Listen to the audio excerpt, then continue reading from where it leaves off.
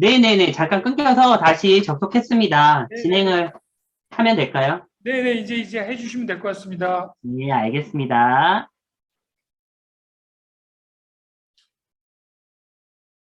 자, 여러분 다시 돌아왔죠? 보이면, 동그라미 좀 해주세요.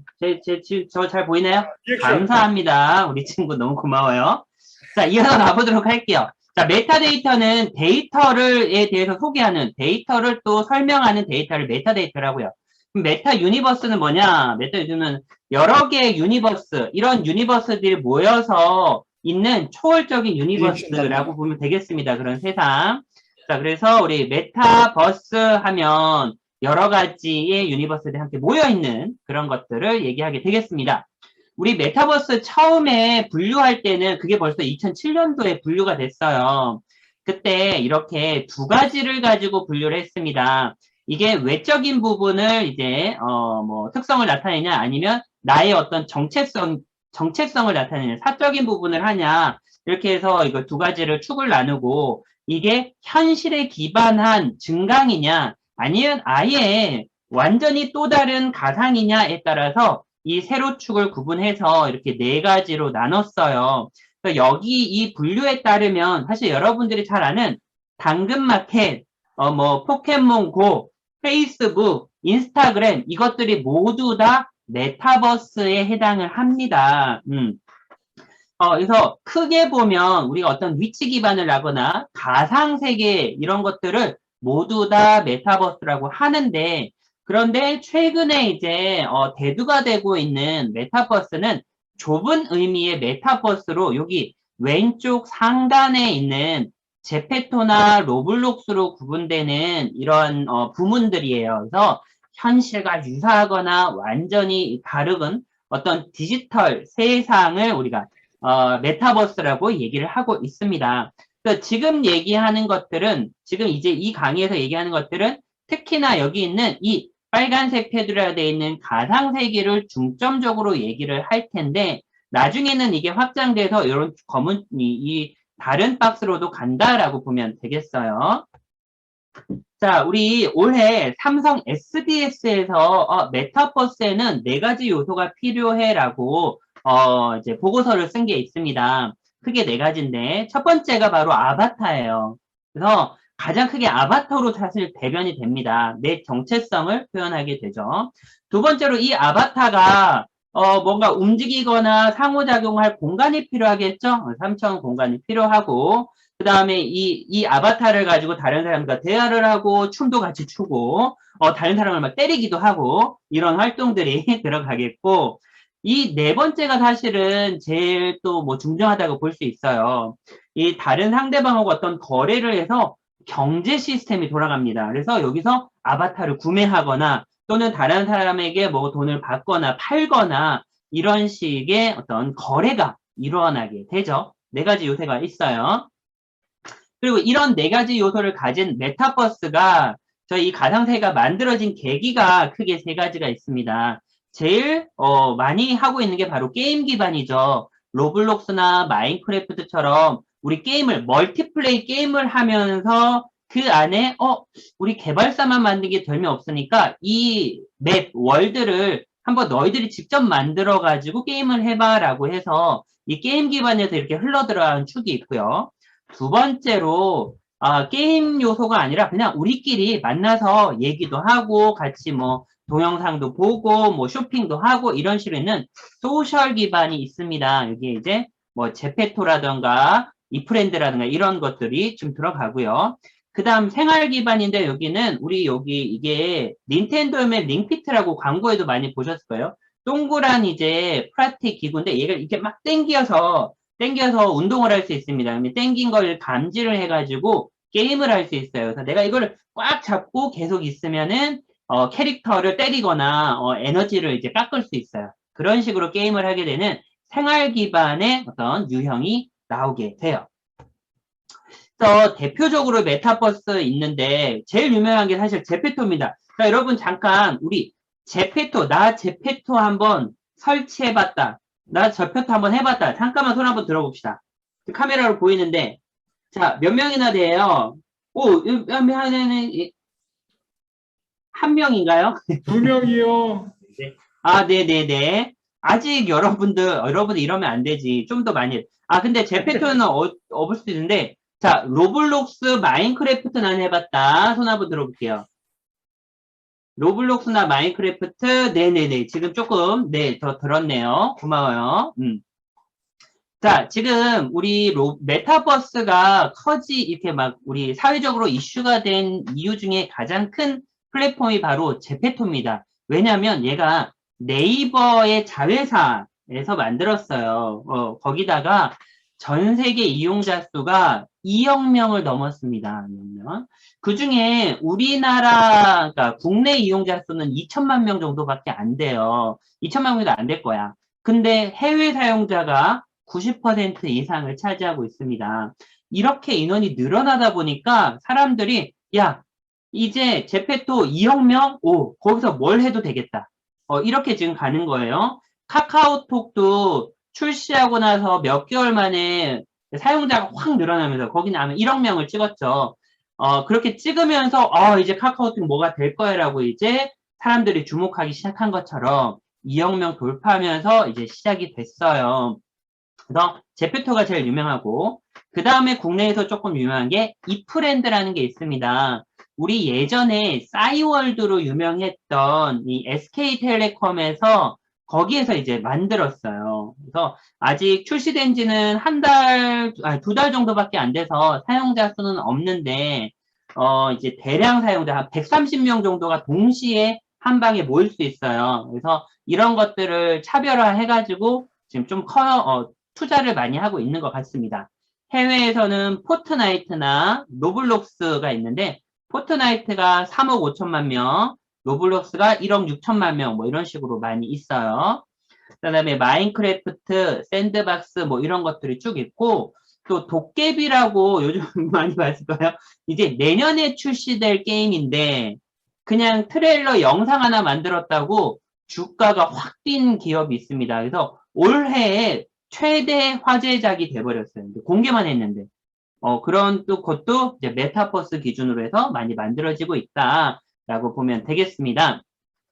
자, 조금 이론적인 건데 살짝만 갈게요. 이따가 제가 조금 뭐 얘기를 하기 위해서 갈 텐데, 우리 메타버스의 기술적인 면에 대해서 잠깐만 얘기할게요.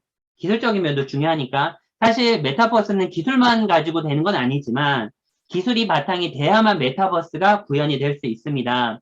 자, 여기에 7가지의 계층이 있어요. 그래서 맨 위에 경험 계층이라고 있는데, 사실 여러분들이 실제 소비자로서, 고객으로서 접하는 부분은 경험 계층만 접하게 돼요. 로블록스, 마인크래프트, 뭐 VR 게임 모두 다 경험 계층입니다. 하지만 이 경험 계층을 여러분들이 접하기 위해서 그 뒷단에는 무수히 많은 다른 계층들이 있고 그 계층에는 또 무수히 많은 기업들이 있어요. 그러니까 이러한 기업들, 그러니까 모든 계층이 다 합산이 돼야만 실제 원활하게 메타버스가 구현이 되는 겁니다. 한번 살펴볼게요. 첫 번째 경험 계층인데 여러분들이 접하게 되는 콘텐츠 서비스들이 모두 다 이 경험 계층에 해당합니다. 그리고 경험 계층의 특징은 뭐냐면 개발자나 개발사에서 그냥 만들어진 컨텐츠만 가지고 그러니까 뭔가 컨텐츠가 만들어지는 게 아니고요.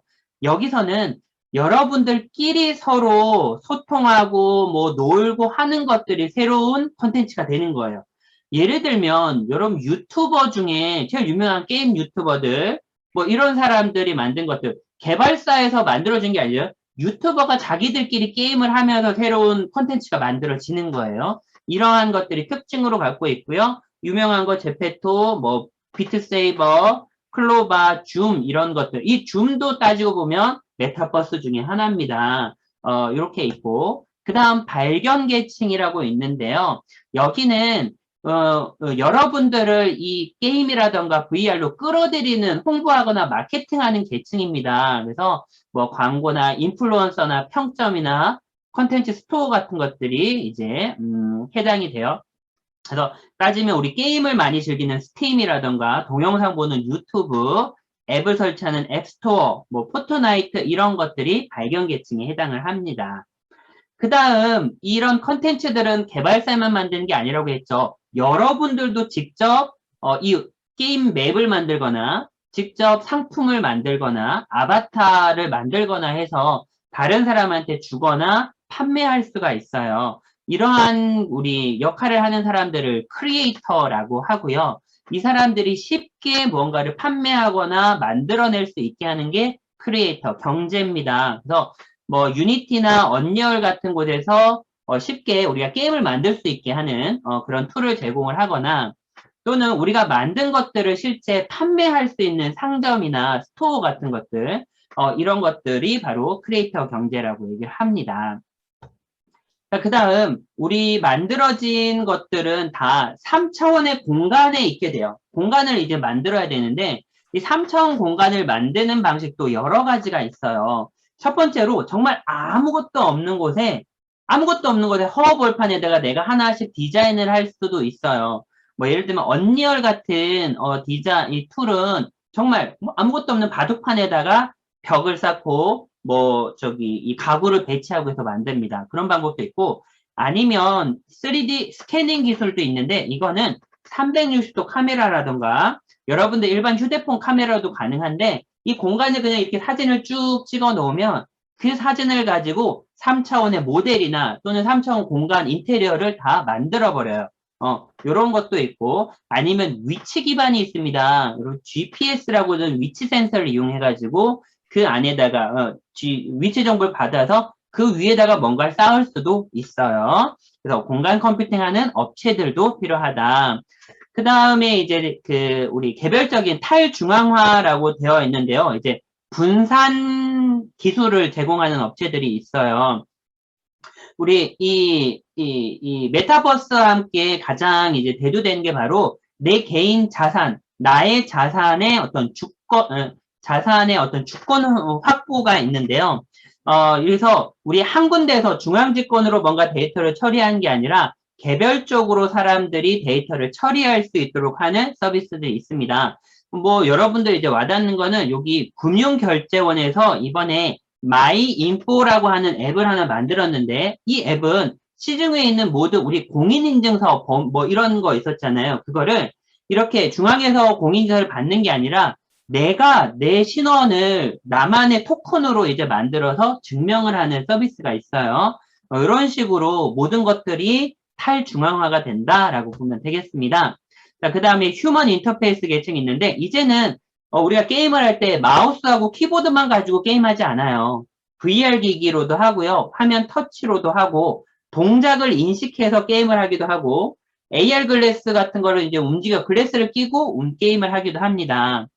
자, 특히 우리 BCI라고 해서 브레인 컴퓨터 인터페이스라는 장치가 있는데 여기 최근에는 어떻게 돼 있냐?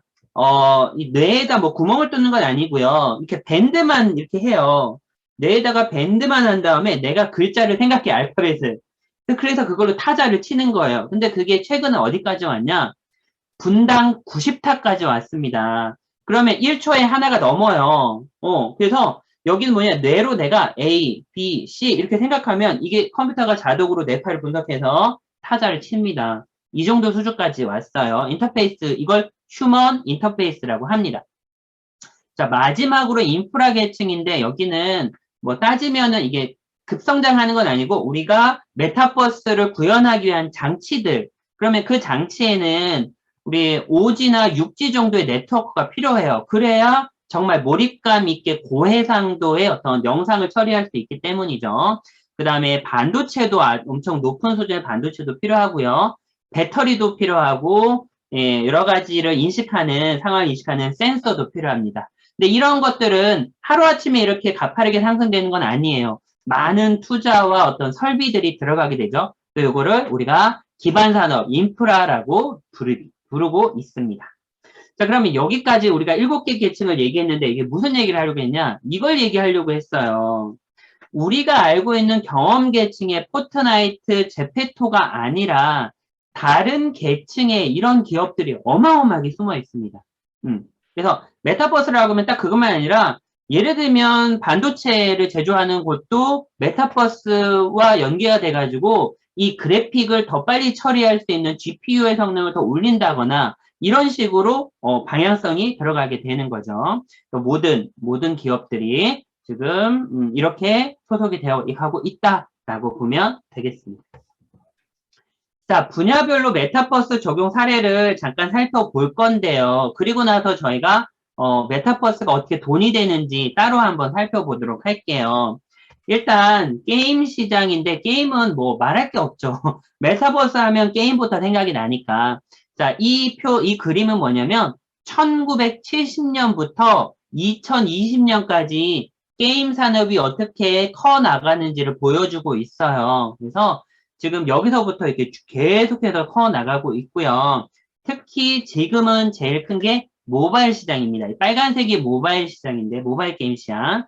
그 다음이 컴퓨터 시장, 그 다음이 콘솔 시장이 되겠어요. 그리고 여기 위에 보면 VR 시장도 점점 커지고 있다. 전체적으로 계속해서 증가하는 추세라는 걸 알 수가 있습니다. 그 다음 전자상거래 분야가 있는데요. 우리가 이제 물건을 살 때, 둘러볼 때 단순히 이미지만 갖고 사는 게 아니라 VR 콘텐츠를 보고 사는 경우가 되게 많아졌어요. 여기 이제 코오롱에서 이 VR 스페이스를 만들었는데 이거 한번 살펴보도록 할게요.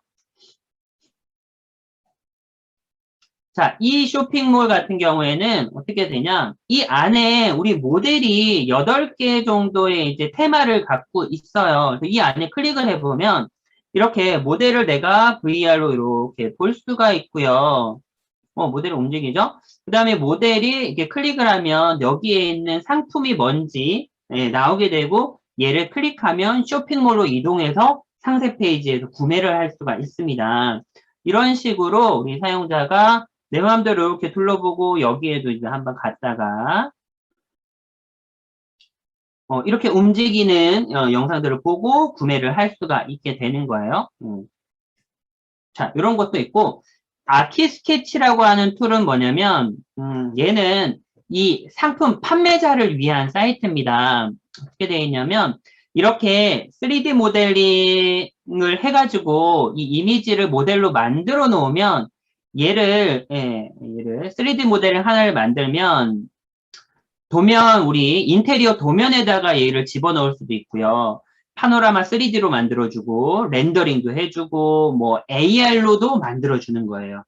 이러한, 이제, 판매자를 위한 제품, 모델링 툴을 지금 여기 보면 무료로도 제공하고, 뭐, 이런, 툴들이 있습니다. 여러분들도 나중에 체험해 보실 수가 있어요. 아키스케치. 그래서 얘를 이용해가지고 지금, 롯데백화점에 가면 캠핑 VR 스페이스를 구축해놨거든요.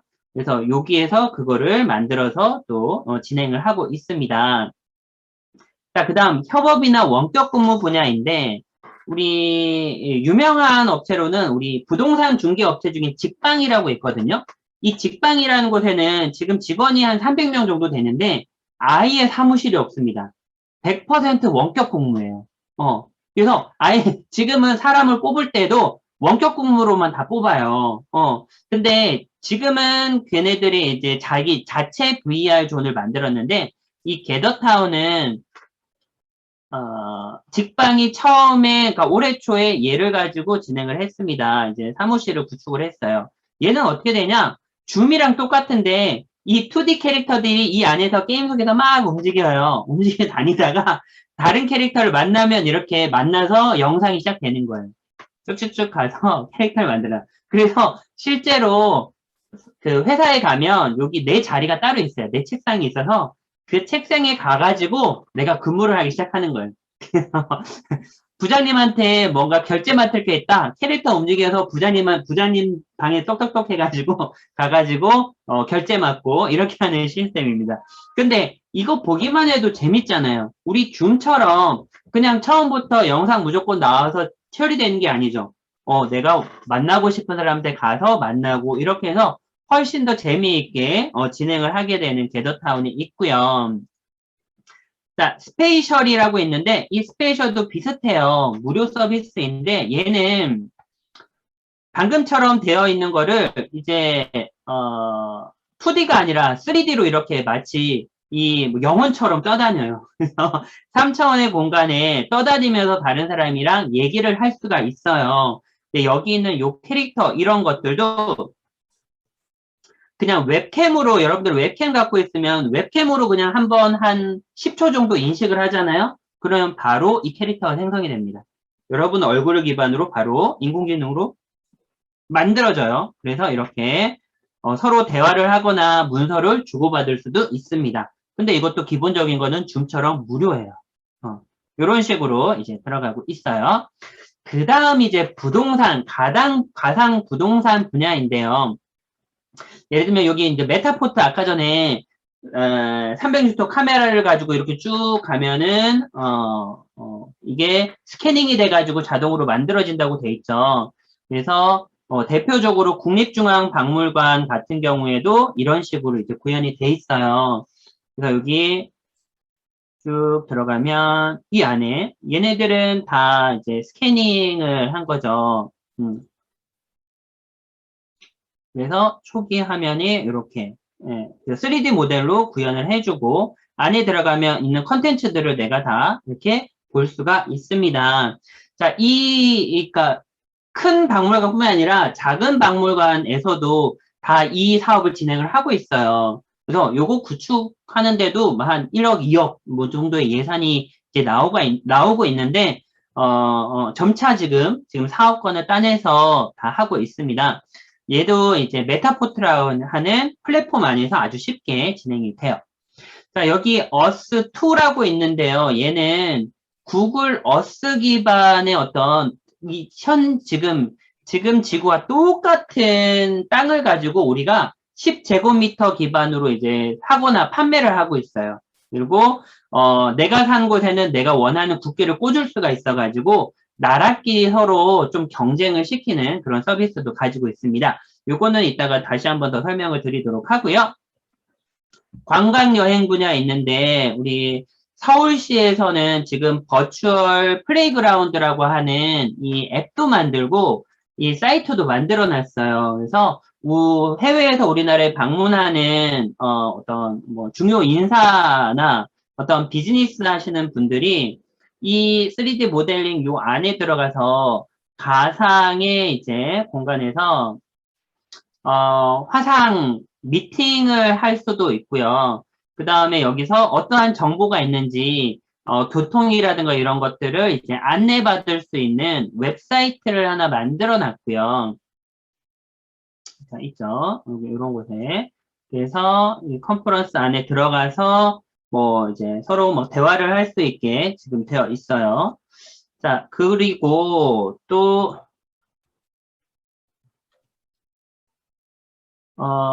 플레이그라운드. 자, 그리고 여기 이제 아예 게임을 이렇게 진행할 수 있는 것도 만들어 놨으면서 우리 전통적인 게임들 뭐 윷놀이라든가 제기차기라든가 이런 게임들을 할 수 있게도 만들어 놨다. 이런 것들은 다 시에서 예산이 나와서 만들어서 진행하는 거겠죠. 자, 여러분들하고 가까운 우리 전주시에서도 매월 8월에 크리스마스 행사를 하죠. 지금까지는 그 한옥마을 그 안에서만 했는데 올해부터는 우리 제페토라고 하는 서비스에 직접 다 만들어 놨어요. 이 안에서도 행사를 진행했고요. 8월 동안 한 1,800명 정도가 여기 이제 맵에 들어와서 여러 가지를 체험하고 갔다고 하네요. 건설이나 자동차가 있는데 요즘 아파트나 건설하는 곳에 보면 사이버 모델 다 VR로 하고 있죠. VR로 하고 있고 그 안에 뭐 이제 옵션이라든가 이런 것들 다 들어가고 있습니다. 그래서 여기 이제 포스코 건설에서 진행하는 것도 쭉 관람을 해보면 이렇게 이제 그 안에 다 VR로 돼 있고요. 오피스텔 들어가 보면 각자의 평형으로 3D 공간으로 이거 메타포트로 돼 있네요. 메타포트로 들어와서 움직이면서 이런 것들을 다 둘러볼 수 있고 옵션도 확인할 수 있다. 이렇게 돼 있고요. 그 다음에 이제 자동차 디자인이라던가 제품 디자인을 할 때 기존에는 실제 이제 형상을 만들어 보고 나서 서로 막 뭐 어디 부서별로 얘기를 하고 그랬는데 이제는 그러지 않습니다. 유니티나 언리얼 게임 엔진을 가지고 모델링을 하고 이제 서로 나눠봐요. 예를 들면 여기는 보면 유니티로 우리 현대자동차 코나를 디자인한 건데 이게 실사가 아니고요. 실제 그냥 게임 엔진에서 모델링 한 거예요. 실제로 만들어지지 않았습니다. 디자인만 한 건데, 진짜 같죠?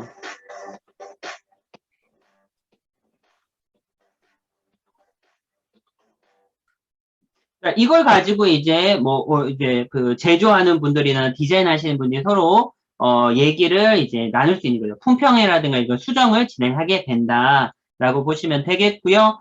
교육 분야가 있는데 요즘에는 이 교육 분야 우리 초등 중에서는 제일 큰 아이스크림 이런 곳에서도 VR, AR 이런 걸 가지고 콘텐츠를 만들고 있어요. 그 다음에 메타버스 AR 플랫폼이라고 이제 앱도 쉽게 만들 수 있는 걸 하고 있고요. 자, 피트니스 이거는 조금 재미있어요. 뭐냐면 여러분들 잘 아시는 야나두 있잖아요. 영어 교육하는 곳. 거기에서 이렇게 운동하는 서비스를 만들었는데 여기서는 어떻게 하냐면 서로 막 이런 후기나 이런 것도 있는데 여기서 요거 그냥 그림을 보면서 얘기할게요. 자, 여기 있는 요 자전거가 있어요. 이 자전거가 블루투스로 스마트폰 앱이랑 연결이 됩니다. 그래서 내가 친구랑도 이 경주를 할 수 있어요. 실제 게임을 가지고 경주를 하는데 이 경주에서 내가 좋은 성적을 거두면 포인트를 줍니다. 그 포인트로 쇼핑몰에서 물건을 구매할 수 있어요. 그래서 이게 월정액으로 한 3만 원 돈씩 내는데 이렇게 계속 내가 열심히 하면 할수록 포인트가 쌓여서 그걸로 이제 뭔가 이제 보상을 받게 되는 거죠. 아까 전에 얘기했던 링피트 같은 경우에도 이 게임을 통해서 캐릭터를 무찌를 수가 있게 되는 거예요. 자, 이런 것도 있고, 우리 버추얼 유튜버 루이 있죠, 루이 같은 경우에도 유튜브 채널에 회사 히트본 매듭 및 합성 커버 영상. 지금 루이가 한국관광공사의 명예 홍보대사예요. 그래서 지역별 이제 장소, 명소들을 다 컨텐츠들을 이제 만들고 있는데 사실 이 루이는 가상인물이죠. 까지는 실제 사람이지만 얼굴은 AI로 이루어진 것입니다. 가구업체 광고 모델과 복지재단 홍보대사를 할 만큼 유명해진 그녀는 가상의 유튜버라고 하는데요. 루이처럼 각각 디지털 애니메이션과 AI로 만든 가상의 유튜버를 이른바 버튜버라고 부릅니다. 자, 이렇게도 이제 저희가 요즘 많이 하고 있죠. 많이 하고 있고, 언니로 두면 메타휴먼이라고 해서 정말 사람이랑 비슷한 그런 것들을 만들고 있습니다. 삼성도 지금 만들어가지고, 우리 냉장고라든가 어떤 이 표지판에 사용을 하고 있죠. 시간이 많지 않네요. 조금만 빨리 갈게요. 그리고 이제 공연이나 콘서트들도 우리 여기에서 진행을 많이 하고 있고요. 제페토에서 만든 블랙핑크 뮤직비디오, 이 뮤직비디오에는 사람이 아무도 안 나와요. 캐릭터들만 춤을 추거든요. 그죠? 이렇게 쭉 끝까지 캐릭터들만 나와서 춤을 춰요. 자, 이 동영상이 지금 조회수가 12억 뷰가 나옵니다. 12억. 그러니까, 죄송해요. 잘못해요. 1억 2천만 뷰네. 1억 2천만 뷰. 요 정도가 나오고 있다라고 보면 되겠습니다. 자, 이제 메타버스가 어떻게 돈이 되는지 그것만 갈게요. 메타버스는 지금 얘기하는 거 뭐냐면, 우리가 인터넷 기반의 어떤 연결해서 스마트폰 기반으로 왔잖아요. 그 다음에 메타버스의 기반으로 얘기를 하고 있어요. 그러니까 이게 한 10년에서 15년의 주기를 가지고 거대한 변화가 일어나고 있다라고 얘기를 하고 있습니다. 특히 인터넷 기반에서 이 스마트폰 기반으로 잘 넘어온 기업과 잘 넘어오지 않은 기업이 있어요. 예를 들면 노키아는 2007년, 그러니까 아이폰이 처음 출시된 해에 노키아의 전 세계 휴대폰 점유율이 50%가 넘습니다. 지금 따지면 현재 삼성, 애플, 그리고 거기 우리 중국에 있는 기업을 세 개를 다 합쳐야 50%가 돼요. 그만큼 거대한 기업이었는데 망했죠. 왜냐면 스마트폰으로 못 넘어와가지고 50% 점유율 갖고 다 망했어요. 그 밖에도 마이스페이스나 싸이월드 이런 애들이 다 스마트폰, 모바일 기반으로 빨리 전환하지 못한 기업들 싹 망했습니다. 반면에 스마트폰으로 빨리 넘어온 기업들은 다 지금 큰 자리를 하고 있죠. 카카오톡, 인스타그램, 페이스북 모두 다. 그래서 이 인터넷 기반에서 스마트폰, 모바일 기반으로 온 기업들이 이렇게 잘 했듯이 지금은 이 스마트폰 기반에서 메타버스 기반으로 넘어오는 시기에 있다라고 모든 기업들이 얘기를 하죠. 그래서 큰 기업들, 예를 들면 삼성, 뭐 페이스북, 뭐 다른 뭐 인텔이나 이런 모든 업체들이 다 메타버스로 지금 기술을 많이 투자를 하고 있습니다. 우리가 이 메타버스 하나의 플랫폼인데 플랫폼 비즈니스를 하는 업체들은 이 수익화를 내는 공식이 있어요. 대부분 공식이 있어. 첫 번째는 무조건 사용자부터 확보를 합니다. 그래서 그때 동안에는 무조건 무료로 뭔가를 다 풀고요. 유료가 없습니다. 일단은 사용자부터 만들기 위해서 컨텐츠들을 많이 제공을 해요. 그래서 저는 여기서 이제 카카오톡을 예를 들었는데, 출시한 지 3년 만에 1억 명을 돌파했는데, 이때 3년 동안 카카오톡이 수익화를 아무것도 안 합니다. 아무것도 안 해요. 그러면서 그냥 게임 같은 거 연동할 수 있게 연동하는 것만 알려주지 아무것도 안 했어요. 자, 그 다음에 사용자가 어느 정도 확보가 되면 그때부터 아이템을 판매합니다. 아이템. 이모티콘부터 판매를 하던가, 그 안에 작은 것들 이제 하나하나씩 판매를 하기 시작해요. 그 다음에 이제 광고를 붙여요. 그 안에 카카오톡 채널을 넣거나, 게임을 넣거나, 지금은 채팅방에도 광고 같은 거 조금씩 들어가고 있죠. 그 다음에 이제 쇼핑몰 같은 거나 아니면, 이제 결제 서비스가 들어갑니다. 그래서 지금 우리 쇼핑몰도 들어가 있고, 카카오페이 같은 것들이 이제 연동돼서 이렇게 쭉 들어가죠. 그럼 이러한 것들이 우리 메타버스랑도 비슷해요. 이게 지금 스마트폰 기반으로 온 거잖아요. 그래서 들어갔는데 첫 번째는 사용자 기반은 그 기업이 할 건데 그 다음부터 이제 아이템 판매하고 광고 들어가고 다 그렇습니다. 그래서 거기 기반에서 우리가 수익을 얘기하자면 아이템 판매가 해서 돈이 될까라고 생각할 수 있는데 실제로 우리 과거 정말 옛날 20년 전부터 이 아바타나 아이템 판매가 돈이 됐어요. 20년 전에 세이클럽이랑 여러분은 모르겠죠. 세이클럽에서도 매월 월 25억씩 이런 아바타들 스킨 이런 것들이 그만큼 판매가 일어났어요. 쭉쭉쭉 가고 있는데 자 작년에 로블록스 게임에서 우리 아이템을 구매하고 수 있는 로벅스라고 하는 코인이 있거든요. 가상화폐가 있는데 그게 지금 작년에만 2조 2천억 원이 팔렸습니다. 그 돈을 가지고 사람들이 아이템이라든가 이런 것들을 살 수 있는 건데, 이만큼 많이 팔렸어요. 자, 그 밖에 이거 말고 또 가상 공간에 대해서 사용료를 우리가 받을 수 있습니다. 그래서 가상 공간을 꾸미는데도 돈을 쓰고요. 또 공간을 만들어주고 돈을 받기도 해요. 서울시가 제페토에다가 서울 창업 허브월드라는 걸 공간을 만들고요. 거기에 이제 참여 기업들을 입점을 시켰어요. 그래서 여기 이제 들어가게 되면 참여 기업의 홍보 부스가 있어서 그 부스에 가서 여러 가지 정보를 볼 수가 있는데 이런 식으로 하나의 대표적인 공간을 만들고 돈을 벌 수도 있고요. 공간에 대한 입장하는 걸로만 수익을 낼 수도 있는데 지금은 아직은 하고 있진 않지만 포트나이트에 트래비스 스콧이라고 하는 가수가 가상 콘서트를 했는데 45분 동안 공연하면서 220억 원의 수익이 났습니다. 이런 식으로 공간을 만들어주기도 하고 그 안에 공간은 무료지만 그 안에 게임을 하면서 게임 아이템을 돈을 버는 방법도 있어요. 그래서 로블록스도 2020 작년에 게임 개발자들한테 나눠준 수익만 4천억 원이 돼요. 개발자들한테 나눠준 것만. 그 정도로 이제 가상 공간에 대해서 사용료가 되고요. 그 다음에 광고나 마케팅 들어갔죠. 그래서 광고를 꼭 봐야 하는 것도 있고, 알게 모르게 PPL 형태로 광고를 넣은 것도 있고, 또는 이제 기업에서 공간에다가, 예를 들면 여기 LG전자가 모여봐요 동물의 숲 이런 곳에, 직접 올레드 섬 이런 걸 만들어서 그 안에 뭐 광고를 하고 하는데, 이러한 것들도 LG전자에서 이런 공간을 만들려면 광고 업체라던가 마케팅 업체를 끼고 들어가야겠죠. 또 아이템 협업을 해서 특정한 브랜드의 제품들을 안에서 이제 만들어서 착용할 수 있도록 그런 식으로도 가고 있습니다. 그 다음에 이제 가상 부동산도 돈이 되죠. 디지털 트윈이라고 해서 우리 실제 지구를 기초로 해가지고 만든 가상의 땅이 있어요.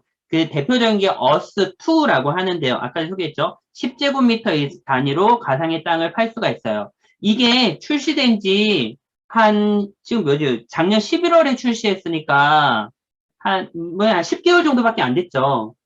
10개월, 12개월, 12개월 정도 됐는데, 처음에 나왔을 때 이 땅 한 달에 10제곱미터당 0.1달러였어요. 따지면 한 100원 정도, 100원 정도. 그런데 지금 아니라 7월달 기준으로 해가지고 9개월 후에 평균 33달러가 됐습니다. 몇 배가 튄 거예요?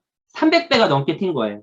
300배 넘기고, 특히 우리나라의 중요한 청와대 일대 있잖아요. 거기는 16,000달러 지금 하고 있습니다. 그 땅 하나에. 그러니까 어마어마하게 이제 큰 돈이 됐죠. 또는 실제 가상의 땅이 돈이 되기도 했고요.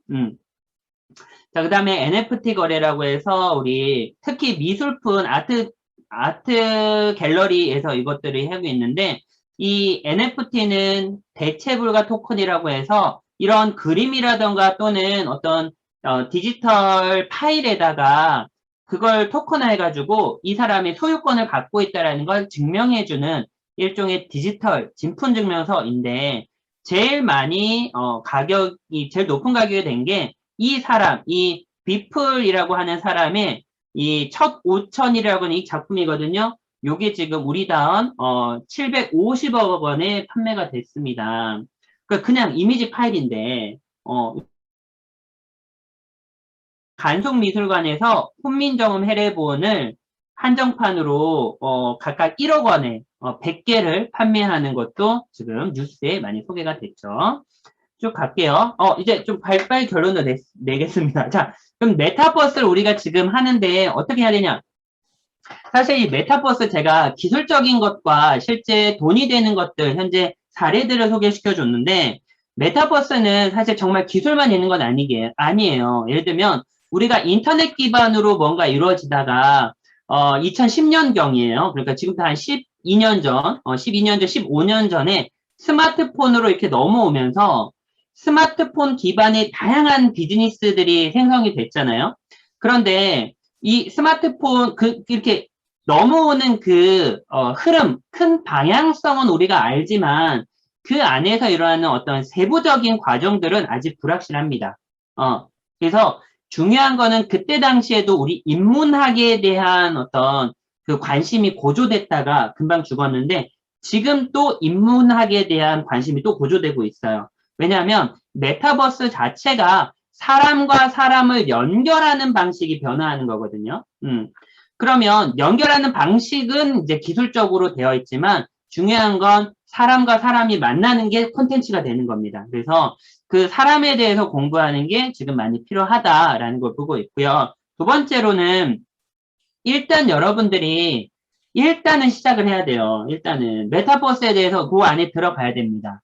그러니까 우리 생각이 많은 친구들이나 이런 친구들은 메타버스 뭐 하면 되지 이렇게 계속 생각만 하다가 아무것도 못하고 그렇게 시간이 지나가거든요. 그게 아니라 지금 바로 시작하셔야 돼요. 지금 바로. 근데 이 강의 끝나자마자 여러분들 지금 아직 제페토 스마트폰에 설치 안 된 친구 있죠. 일단은 제페토 앱부터 설치하세요. 그게 첫 번째입니다. 제페토 앱 설치하고 실행합니다. 그게 첫 번째예요. 그것만 좀 지켜주세요. 제가 50분 동안 신나게 떠들었잖아요. 여러분들한테. 그러면 여러분들 제가 딴 거 다 바라지 않고요. 딱 이 강의 끝나자마자 스마트폰 열고 앱스토어나 구글 플레이 열고 제페토 설치하는 거예요. 그게 첫 번째입니다. 그거 하시고 그 다음에 내가 뭔가 좀 참여할 수 있겠죠. 그래서 제페토에 보면 빌드잇이라고 해서 내가 공간을 실제 꾸미는 게 무료로 있어요. 되게 설치 쉽거든요. 몇 메가 안 해요. 해서 그냥 내 공간 좀 꾸며보고 어스2라는 곳에 가입해서 거기 그것도 이제 땅마다 가격이 다른데 진짜 허름한 땅에 있는 곳 그게 얼마인지 확인해보고 가능하다면 하나라도 하나 사보세요. 그렇게 얘기하고 싶은 거고 그 다음 이제 조금 더 중국으로 넘어가면 제가 여기 소개드렸던 아키스케치라는 플랫폼에서 가구도 모델링 해보고 한 친구도 있겠지만 언리얼이나 유니티에서 이거 다 무료예요. 다 무료니까 가서 내가 한번 이렇게 설치만 해보고 작동시켜보고 디자인도 해보고 하면 되겠다라고 알려드리고 싶네요. 그래서 네, 오늘 공식적으로는 일단은 오늘 그 메타버스 강의는 좀 마치도록 하겠습니다. 강사님 많이 고생하셨습니다. 감사합니다. 네, 고맙습니다. 감사합니다. 다음에 또 뵐게요. 네.